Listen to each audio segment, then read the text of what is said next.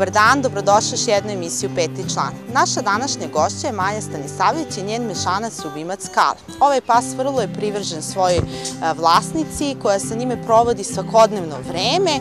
U nastavku možete čuti njihovu priču. A pored toga čućete i zanimljivosti o mešancima i o drugim vrstama psa.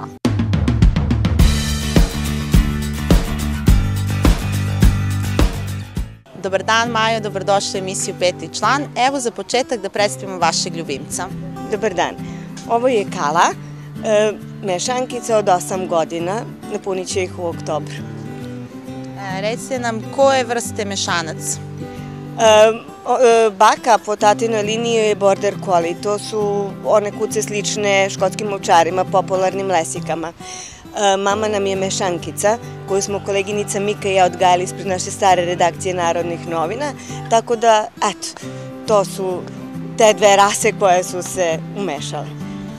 Da kažemo nešto više o vašem psu, kakav je, kakvog je temperamenta, kako vi provodite vreme?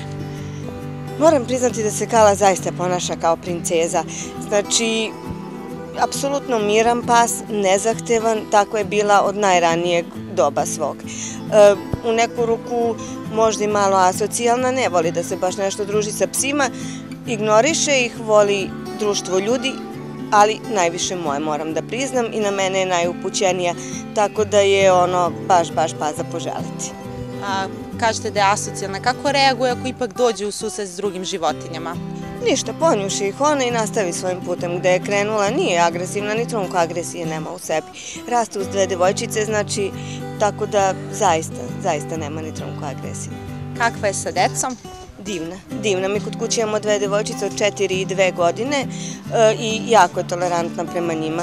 Jako tolerantna, u jednom trenutku kad joj dosadi ona potraži neki spas kod mene ili već u svojoj foteljici, ali divna je, tolerantna. Vaš pas je u vašoj porodici već 8 godina. Postoji li neka anegdota i neka lepa, zanimljiva priča koju biste podelili sa nama? Postoji. Moj pas skuplja svoje igračke svako večer pred spavanje. Ona ima hrpu igračaka koje koristi u toku dana i ostavi ih svuda po sobi. Ja joj svake večeri pred spavanje kažem da pokupi svoje igračke i da ide na spavanje. Uredno ih pokupi svake večeri, evo već gotovo 8 godina. Postoji li još nešto?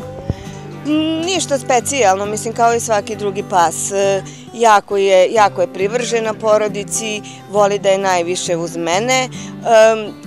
Postoji takođe, ne bih rekla da je anegdota, ali interesantna stvar, da se nas dve za 8 godina ni jedan dan nismo odvojile. Znači, za mene ne postoji ni putovanje, ni more, tih 8 godina od kad imam nju, jer je specifična, jako vezana, bez mene ne jede, bez mene ne pije, tako da ne bih smela da je ostavim. Čak ni sa članovima porodice koje voli i neće ni sa kim napolje sem sa mnom. Da li postoji možda neki događaj koji nije tako lep za ovih 8 godina vezan za nju? Ne, nisam imala zaista nijedan neprijatan događaj u vezi sa njom, tako da zaista sve što se dešavalo samo ima onu pozitivnu konotaciju. Ishrana kakva je? Granule, isključivo granule, gledam da budu super premium kvaliteta, zbog njenog zdravlja pre svega.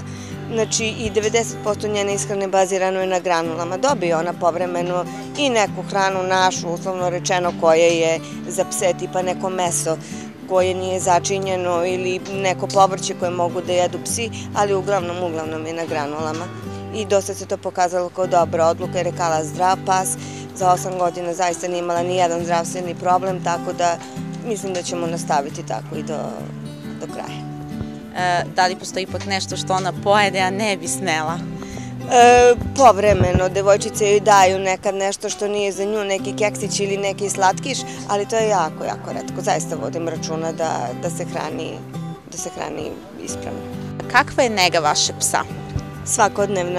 Svakodnevno četkanje, svakodnevno pranje šapica, znači grooming jednom godišnje, tako je groomer preporučio, pošto je ona pas mešanac koji ima dužu dlaku, mi se pred svako leto ošišamo i nema toliko opadanja dlake, znači svakodnevno skupljanje dlake u prostoru kome ona boravi i to bi bilo to otprilike. Posete veterinaru? Redovne, čak i više nego redovne. Mi smo barem jednom u mesec dana kod veterinara, kad nam je dobro da nam potvrdi da nam je dobro, kad nam je uslovno loše da nam kaže šta nam je, tako da smo usko vezani za našeg veterinara i Mora, ja mislim da svaki odgovoran vlasnik mora da vodi računa o zdravlju psa. Evo, spomenuli smo i veterinara i ishranu, a prostor u kome provodi vreme, kako izgleda? Prostor u kome provodi vreme je moja soba praktično, nas dve delimo sobu. Ona ima svoju foteljicu, mada često završi na mom krevetu, dostupan joj je naravno čitav stan, ali ona bira moju sobu, tako da je tu 90% vremena. Evo, zašto biste vi preporučili mešance kao kućne ljubimce? Ne samo mešance, ja bih preporučila bilo kog psa, znači nevezano za rasu. Psi su, znači, ja kažem, anđeli. Zaista, to je neverovatna energija koju dobijam od njih. Ja sam nju dobila u jednom jako teškom trenutku za mene. Znači, posle tatine smrti ona mi je bila i terapija jako dobra. Jako dobra. Tako da energije su nepresušne. Eto, spomenuli ste kad je došla. Kako je izgledao taj trenutak vašeg prvog susreta? Bio sjajno, ona je bila veličine moje šake, znači imala je 45 dana kad je došla kod mene. Ja sam oduvek želela psa, ona je prvi pas, moj prvi pas, znači ja sam bila presrećna, a i ona ponašala se kao da je kod mene oduvek, znači nije bilo cviljenja, nije bilo nikakve adaptacije, odmah se uklopila kao da je kod mene čitav život. Evo, spomenuli smo taj dolazak, spomenuli smo pse, rekli ste da je vaš prvi pas. Uslovno rečeno moj prvi pas, ja sam pre nje imala kao dete pse, ali naravno nisam sama vodila računa o njima, ovo je prvi pas o kome ja, baš. Pored psa, da li ste čuvali još neke životinje? Stalno smo imali papagaje, imamo ribice, tako da naša kuća je uvek bila puna životinjica. U čemu je razlika između psa, ribice i nekih drugih životinja? Zašto je pas tako poseban u odnosu na druge? Imam utisak da su psi najsličniji nama, zaista osete sve što mi osjećamo i zaista, mislim da samo što ne pričaju, sve ostalo. Ja tačno znam kad je ona uznemirena, kad je srećna, kad je tužna, tako da njoj se to vidi, dok kod drugih vrsta, a i sama komunikacija, znači ne mogu ja papagaja da stisnem, da zagrlim, pomilujem. Zašto je ona vaš peti član? Prevashodno zbog ogromne ljubavi koju osjećam zbog nje. Ja nju zaista volim kao člana porodice. Zaista. Hvala vam što ste bili sagovornik emisije Peti član. Hvala vama puno.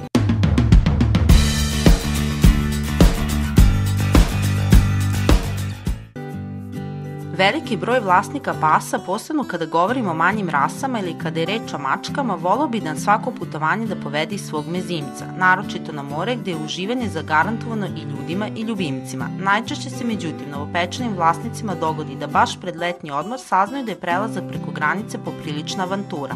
Potrebne su brojne analize koje ne samo što dugo traju, već i poprilično koštaju, a susretnu se sa problemom nedostatka pet-friendly hotela i plaža u regionu i inostranstvu. Pre svega, potrebno je da vaš ljubimac ima pasoš i odgovarajuću dokumentaciju za prelazak preko granice, kao i da je prošao veterinarske preglede. Što se tiče odvođenja kućnih ljubimaca na letovanje, nekoliko stvari mora da se obrati pažnje. A to je ukoliko se vodi pas u inostranstvo.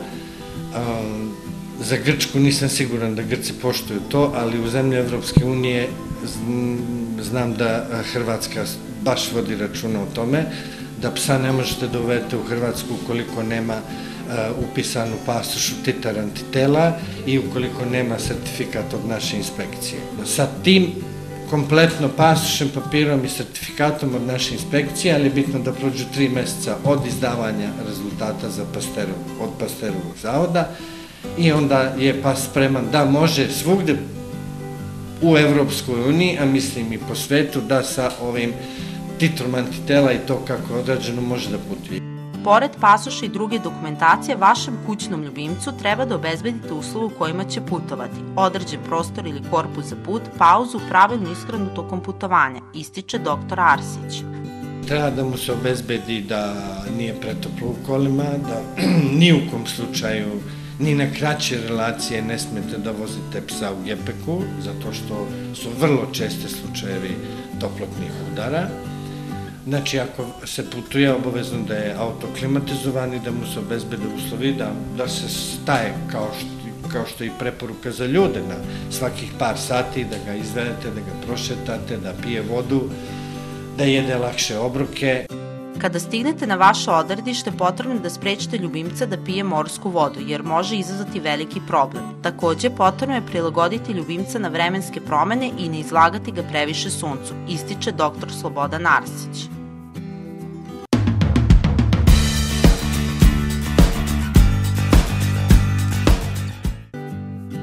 Mešanci. Ne postoje dva ista psa mešanca. Pravilo je da kod čistokrvnih rasa gleda da svako novo leglo izgledom i temperamentom ima podjednake kvalitete. Sa druge strane, svaki mešanac je drugačiji, pa je i svaki poseban na svoj način. Osim toga, kada želite da udomite psa iz azila, tamo će vas dočekati raznovrsni izbor nego kod odgajivača. Mešanci su fleksibilniji od čistokrvnih pasa. Gledajući genetiku, čistokrvne rase imaju određenu narav, pa zbog toga se uvek preporučuje da ih tretirate i vaspitavate na određeni način, dok su psi mešanci po tom pitanju puno fleksibilni. Osim toga, lakše se prilagođavaju na različite domaćinstva i uslove stanovanja. Mešanci mogu ići na takmičenje. I u Srbiji se održavaju takmičenja u kojim učestvuju psi mešanci, kao što su takmičenja u spretnosti, izgledu i poslušnosti.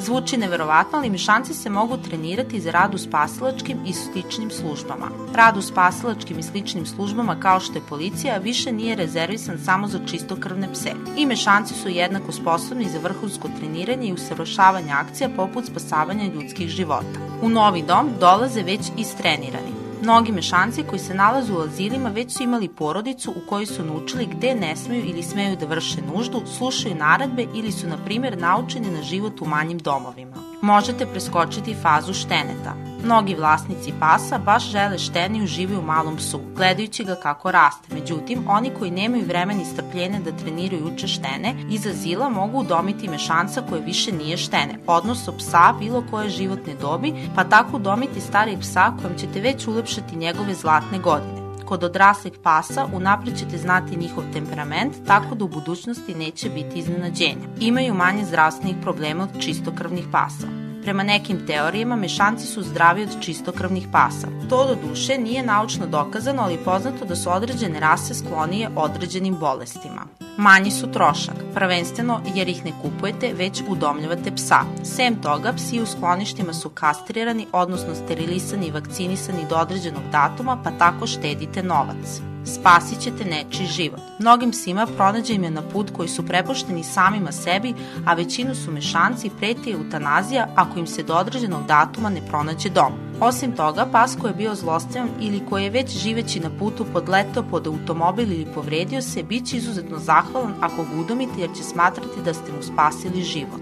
Ličnost mešanca je posebna. Zahvaljujući tome što je njegova genetika nepoznata, udomite li štene mešanca, kako odrasta upoznaćete njegovu jedinstvenu prirodu i temperament. Uživajte u spontanosti koju taj proces donosi i otkrivanju kako ste divnog mezinca udomili. Border Collie. Njegovi preci su verovatno bili čuvari stada polarnih jelena koji su stigli u Škotsku sa vikinškim osvajanjem i ukrstili se kasnije sa autohtonim ovčarima. Ovaj pas je dobio ime po oblasti dolini Borders na granici između Škotske i Engleske, gde se rasa razvijala. Rasa se pominje tek u tekstovima iz 16. veka, a priznata je tek 1976. godine od strane Kennel kluba. Border Collie stigao je u Francusku 1970. godine zajedno sa ovcama koje su uvezene iz Velike Britanije. Prepoznatljivi su po telu atletske građe, prema istraživanjima Border Collie spada u najinteligentnije pse na svetu. Može da nauči mnogo trikova, naredbi i reči, ali to zahteva mnogo ulaganja i vremena i strpljenja. Pravilnim odgajanjem i socijalizacijom ove pse je moguće osposobiti za sve uloge. Bilo da želite da se bavite sportom, trčanjem, vožnjom bicikla, aktivne i duge šetnje, bilo da želite da vaš ljubimac nauči bezbroj trikova ili da se bavi sportsko-radnom kinologijom. Borderi su odlični psi i spasioci, a za aktivne vlasnike ovaj pas će biti savršen ljubimac. Izuzetno inteligentan i pun energije, Border Collie konstantno traži za animaciju i svrhu i izuzetno je povezan sa ljudima. Ipak treba znati da će najsrećniji biti sa ljudima koji imaju onoliko energije koliko i oni sami. S obzirom na njihovu ovčarsku prirodu, društvo male dece mogu da se osjećaju frustrirano jer ne mogu da ih drže na okupu. Ovaj pas će vam biti zahvalan ukoliko ga zaposlite tako da koristi i svoje telo i svoj mozak. U suprotno može da postane vrlo nesrećan i destruktivan. Zato upamtite, ukoliko želite ovog divnog psa kao kućnog ljubimca, prvo razmislite koliko zaista imate vremena i volje za rad.